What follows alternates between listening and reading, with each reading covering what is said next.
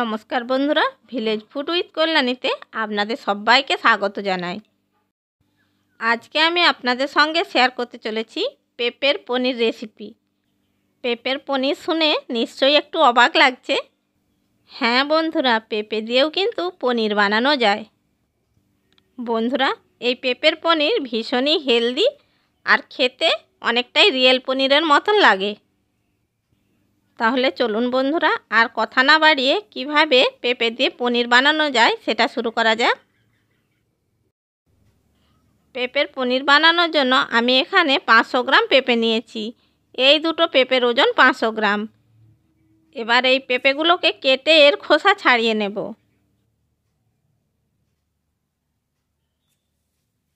বন্ধুরা, আমি এবারে চপিং বোর্ডের ওপরে পেঁপেগুলোকে কেটে নেব। প্রথমে একটি পেঁপের মাঝখান থেকে কেটে নিচ্ছি। এবার আমি এর খোসাগুলো ছাড়িয়ে নিচ্ছি।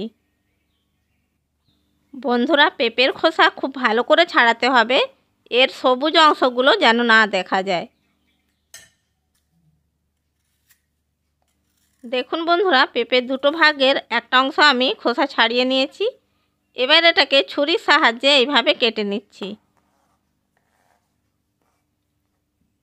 ছুরির সাহায্যে কেটে নিয়েছি। এরপর পেঁপের অপর অংশটাও খোসা ভালো করে ছাড়িয়ে নিচ্ছি।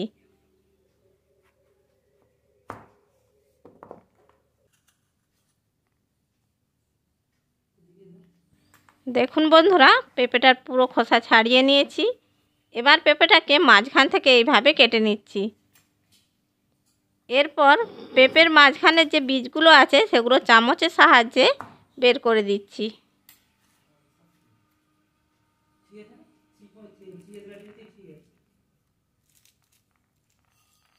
একটা অংশের বীজ আমি বের করে নিয়েছি। এবার এটাকে প্লেটের মধ্যে রেখে দিচ্ছি। একইভাবে সবকটা পেঁপের এইভাবে বীজ ছাড়িয়ে নেব। দেখুন বন্ধুরা, সবকটা পেঁপেকে কেটে আমি সমস্ত পেঁপের বীজ ছাড়িয়ে নিয়েছি। এবার প্রত্যেকটা পেঁপেকে স্লাইস করে প্রথমে কেটে নেব।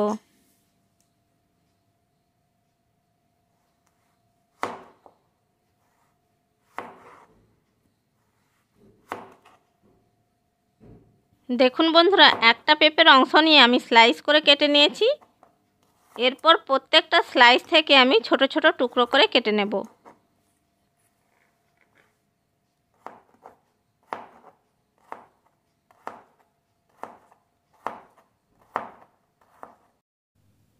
দেখুন বন্ধুরা, সমস্ত পেঁপেগুলোকে আমি এরকম ছোট টুকরো করে কেটে নিয়েছি। এরপর আমি একটা মিক্সিং জারের মধ্যে এই পেঁপের টুকরোগুলোকে নিয়ে নিচ্ছি।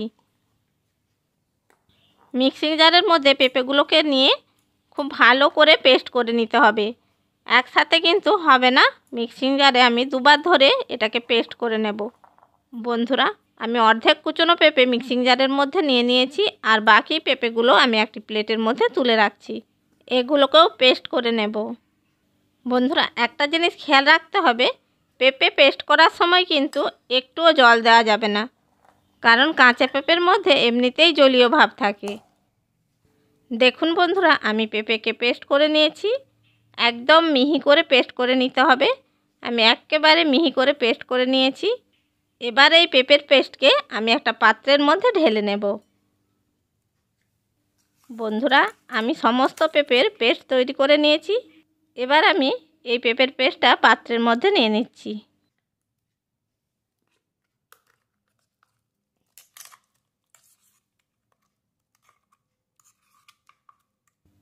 সমস্ত পেঁপের পেস্ট আমি পাত্রের মধ্যে নিয়ে নিয়েছি।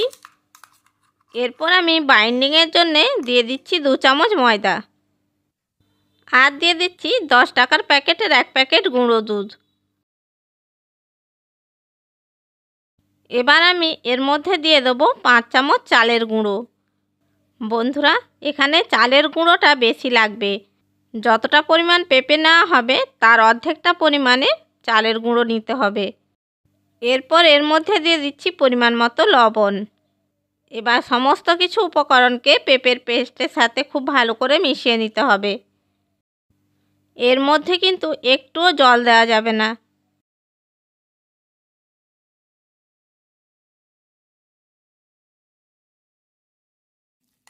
দেখুন বন্ধুরা, পেঁপের সাথে সমস্ত কিছু উপকরণ খুব ভালো করে মিশিয়ে নিয়েছি।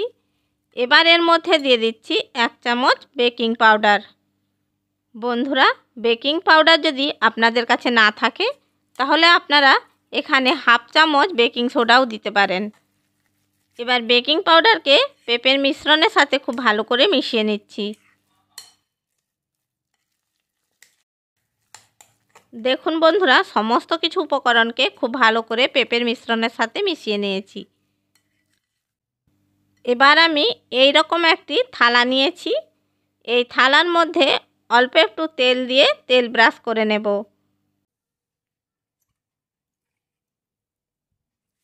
থালার মধ্যে অল্প একটু তেল দিয়ে খুব ভালো করে তেল ব্রাশ করে নিয়েছি। এবার যে মিশ্রণটা আছে ওই মিশ্রণটা থালার মধ্যে নিয়ে নেব। সমস্ত মিশ্রণটা আমি থালার মধ্যে নিয়ে নিয়েছি। এবার এটাকে চামচের সাহায্যে এইভাবে সেট করে নিতে হবে।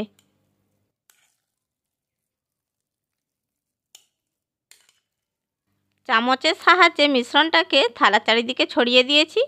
এবার আমি একটু হাতের সাহায্যে এটাকে সেট করে নিচ্ছি। হাতের সাহায্যে থালার মধ্যে খুব ভালো করে সেট করে নিয়েছি। এবার এটাকে রান্না করে নেব। এরপর আমি গ্যাসের ওপর একটি কড়াই বসিয়ে দিয়েছি। এর মধ্যে দিয়ে দিয়েছি কিছুটা জল আর দিয়ে দিয়েছি একটা স্ট্যান্ড। কড়াইয়ের জলটা ফুটতে শুরু করেছে। এবার আমি থালাটা কড়াইয়ের মধ্যে দিয়ে দিচ্ছি। এরপর কড়াইয়ের ঢাকনা ঢাকা দিয়ে এটাকে 20 থেকে 25 মিনিট স্টিমে রান্না করে নেব। 25 মিনিট পর ফিরে এলাম। কড়াইয়ের ঢাকনাটা খুলে নিচ্ছি। এরপর আমি একটি স্টিক দিয়ে চেক করে নিচ্ছি যে পনিরটা ঠিকঠাক তৈরি হয়েছে কিনা। দেখুন বন্ধুরা, পনিরটা ঠিকঠাক তৈরি হয়েছে, একটুও লেগে নেই স্টিকের গায়ে। এবার আমি পনিরটাকে নামিয়ে ঠান্ডা করে নেব। দেখুন বন্ধুরা, পনিরটা ঠান্ডা হয়ে গেছে। এবার আমি একটি ছুরির সাহায্যে চারিদিকটা ছাড়িয়ে নেব। এরপর এটাকে পিস পিস করে কেটে নিচ্ছি।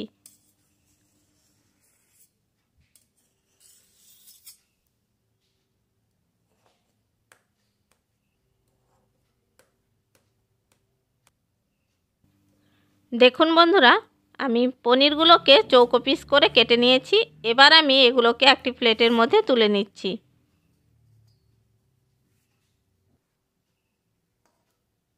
দেখুন বন্ধুরা, পনিরগুলো দেখতে কত সুন্দর হয়েছে। সমস্ত পনিরগুলোকে আমি এইভাবে ছোট টুকরো করে কেটে নিয়েছি। দেখুন বন্ধুরা, দেখে মনে হচ্ছে একেবারে রিয়েল পনির। এবার এই পনিরকে আমি রান্না করে নেব। বন্ধুরা, এই পেঁপের পনিরকে রান্না করে নেওয়ার জন্য আমি কিছু মশলা নিয়েছি। একটি বড় সাইজের পেঁয়াজ কুচি, একটা টমেটো কুচি, 10-15টা কাজু বাদাম, 3 কোয়া রসুন আর 2 ইঞ্চি আদা। এবার এই সমস্ত কিছুকে আমি মিক্সিং জারের মধ্যে নিয়ে নিচ্ছি। এবার মিক্সিং জারের মধ্যে নিয়ে নিচ্ছি পেঁয়াজ কুচি, নিচ্ছি টমেটো কুচি, আদা রসুন কুচি, সবশেষে নিয়ে নিচ্ছি কাজু বাদাম। এরপর আমি এই সমস্ত মশলাকে মিহি করে পেস্ট করে নিচ্ছি। দেখুন বন্ধুরা, মশলাকে আমি মিহি করে বেটে নিয়েছি। এবার গ্যাসের ওপরে একটি কড়াই বসিয়ে দিয়েছি। এর মধ্যে দিয়ে দিচ্ছি 2 চামচ সাদা তেল। তেলকে ভালো করে গরম করে নিয়ে এবার আমি পনিরগুলো ভেজে নেব। তেল ভালো গরম হয়ে গেছে। এবার আমি এর মধ্যে পনিরগুলো ছেড়ে দিচ্ছি।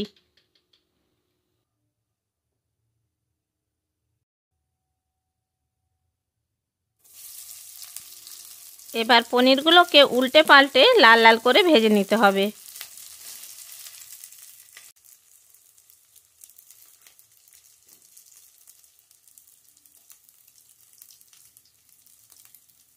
দেখুন বন্ধুরা, সমস্ত পনিরগুলো আমার লাল লাল করে ভেজে নেওয়া হয়ে গেছে। এবার আমি এই পনিরগুলোকে তুলে নিচ্ছি।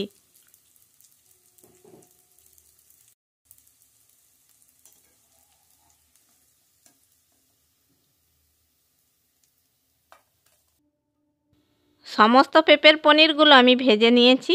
এবার এই কড়াইয়ের মধ্যে দিয়ে দিয়েছি 1 টেবিল স্পুন সাদা তেল আর দিয়ে দিয়েছি গোটা গরম মশলা, 2টো শুকনো লঙ্কা। এবার এগুলোকে 20 থেকে 30 সেকেন্ড একটু ভেজে নিতে হবে। গোটা গরম মশলাগুলোকে 20 থেকে 30 সেকেন্ড ভেজে নিয়েছি। সুন্দর একটা গন্ধ বের হচ্ছে। এবার আমি যে মশলাটা বেটে রেখেছিলাম সেই মশলাটা এর মধ্যে দিয়ে দিচ্ছি। এবার লো ফ্লেমে 2 থেকে 3 মিনিট এই মশলাটাকে কষিয়ে নিতে হবে। মিনিট 2 মশলাটাকে কষিয়ে নিয়েছি। এরপর আমি এর মধ্যে অ্যাড করে দিচ্ছি 1 টিস্পুন কাশ্মীরি লঙ্কার গুঁড়ো, হাফ টিস্পুন নর্মাল লঙ্কার গুঁড়ো, অল্প একটু হলুদ গুঁড়ো। এবার এগুলোকে আবারও একটু ভালো করে কষিয়ে নিতে হবে।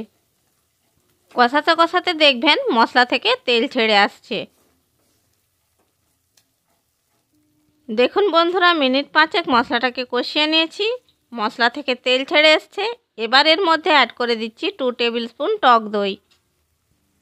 টক দই দেওয়ার পর মশলাটাকে আরও 2 মিনিট নেড়েচেড়ে কষিয়ে নিতে হবে। টক দই দেওয়ার পর মশলাটাকে আরও 2 মিনিট কষিয়ে নিয়েছি।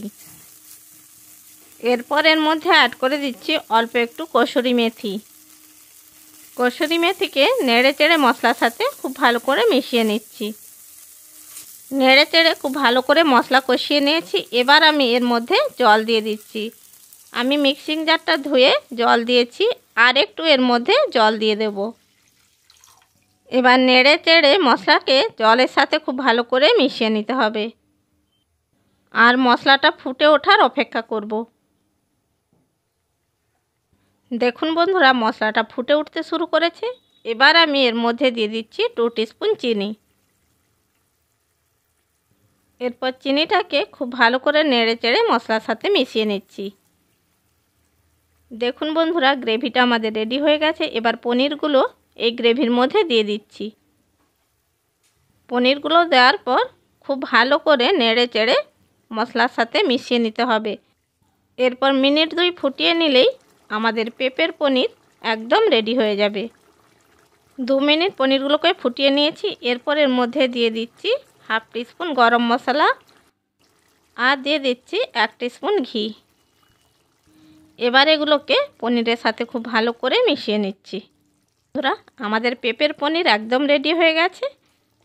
এবার আমি এই পনিরকে একটি প্লেটের মধ্যে গরম গরম সার্ভ করে নিচ্ছি। বন্ধুরা, এই পেঁপের পনির দিয়ে লুচি, রুটি, পরোটা খুব ভালো লাগে। আশা করি বন্ধুরা আমার এই পেঁপের পনিরের রেসিপিটা আপনাদের ভালো লেগে থাকবে। রেসিপিটা ভালো লাগলে লাইক করবেন, শেয়ার করবেন, আর কমেন্ট বক্সে আপনাদের মূল্যবান মতামত জানাবেন। আর এই রকম আরও নানা রকমের রেসিপি পাওয়ার জন্য আমার চ্যানেলটিকে সাবস্ক্রাইব করে বেল আইকনটি প্রেস করে দেবেন। তাহলে বন্ধুরা, যখনই আমি ভিডিও ছাড়ব নোটিফিকেশানটা সবার আগে আপনার কাছে পৌঁছে যাবে। চ্যানেলের যদি নতুন বন্ধু হয়ে থাকেন চ্যানেলটিকে সাবস্ক্রাইব করার জন্য অনুরোধ রইল। আবার দেখা হবে পরের কোনো ভিডিও নিয়ে। ধন্যবাদ।